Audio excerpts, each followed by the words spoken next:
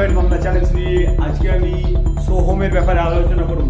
কোন সোহম বলতে ছোটবেলায় সে হরলিক্স চাই খেত না, সেই সোহম ঠাকুমা একটু হরলিক্স দাও না, চেটে চেটে খায়। সেই সোহম এখন বিরাট বড় লোক হয়ে গেছে, বিধায়ক হয়েছে, এমএলএ হয়েছে। সেই সোহমের ব্যাপারে আলোচনা করব। এবার আমি বলতে চাইছি যে সোহম একটা এমএলএ আর একটা হিরো। MLA hero. এবার সোহম একটা রেস্টুরেন্ট নিয়েছিল শুটিং করার জন্য, তার রেস্টুরেন্টে নিয়েছিল ফ্রিতে। আর সোহম এমএলএ আর হিরো অনেক গার্ড, অনেক গার্ড নিয়ে গিয়েছে রেস্টুরেন্টে। ওই রেস্টুরেন্টে পার্কিং একবারে ফুল করে দিয়েছে। রেস্টুরেন্টের মালিক সোহমকে বা সোহমের কর্মচারীকে বলেছে যে একটা গাড়ি আমাদের সরিয়ে নাও, আমাদের একটা ভালো গেস্ট আসবে এই আমাদের রেস্টুরেন্টে। এবার থেকে ঝামেলাটা শুরু। ভালো গেস্ট আসবে, সরিয়ে নাও। তখন সোহমের পুলিশ বা সোহমের কর্মচারীগুলো বলেছে যে তুই জানিস সোহম একটা হিরো, সোহম একটা এমএলএ, আর সোহমের সাথে অভিষেক ব্যানার্জির বন্ধু আছে। তখন হোটেল মালিক বলছে যে সোহমের সাথে অভিষেক ব্যানার্জির বন্ধু থাক বা মোদির বন্ধু থাক, এতে আমার কিছু যায় আসে না, গাড়িটা একটু সরিয়ে দিতে হবে, আমাদের স্পেশাল একটা গেস্ট আসবে।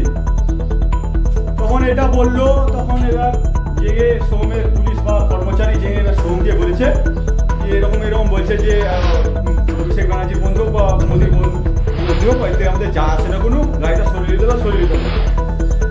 তখন এই কথা শুনে সোহম চলে এসেছে। কে বলেছে? হোটেলের মালিক বলছে কে বলেছে রে, কে বলেছে এই কথা, কে বলেছে? তখন আর বলে আর হোটেলের মালিকের কলার ধরে মেতেছে এক খুশি ঘেসাম করে, খুশি মেতে এক লাথি ভেতাস করে, তারপর ধম করে শাটপাট হয়ে পড়ে গেল সোহমের এর মারে একেবারে হোটেল ম্যানেজার শাটপাট হয়ে পড়ে গেল।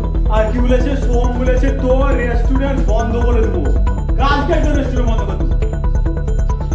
আর ওই মেয়ের আছে সোহম আবার মেরে টেরে আবার ওই মালিককেই সোহমের পুলিশ ধরে নিয়ে থানায় ভরে দিয়েছে। আবার থানায় ভরে দিয়ে সাদা কাগজে লিখিয়ে দিয়েছে যে আমার কোনো অভিযোগ নাই সোহমের ওপরে, এটাই লিখে দিয়েছে। এবার আমি বলতে চাইছি যে তৃণমূলের নেতা বা সদস্য কোনো দোকান, রেস্টুরেন্ট, কোনো পার্ক যেখানটায় যায় ওদেরকে চেয়ার ছেড়ে দিতে হবে।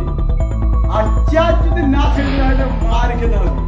কারণ দেখো সোহমের ব্যাপারটা দেখো, সোহমকে যখন বললে সোহমের পুলিশ যখন বললে তুই জানিস অভিষেকের বন্ধু সোহম, তখন যদি ওই হোটেল মালিক গোটায় হোটেলটা ছেড়ে দিত, তাহলে ওই হোটেল মালিক কোনোদিন মার খেত না।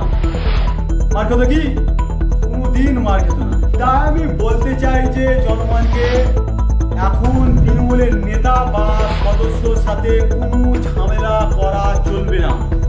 একটু ঝামেলা করলে মার খেতে হবে, মেরে টেরে আবার তোমাকেই মারবে বা তোমাকেই পুলিশে ধরে নিয়ে চলে যাবে।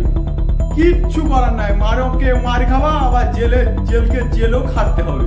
আর এখন যা তৃণমূলের পাওয়ার, তৃণমূলের নেতা বা কোনো সদস্য যদি তোমাকে শালা বলে, তখন তাকে তোমাকে বাবা বলে বাড়ি আসতে হবে।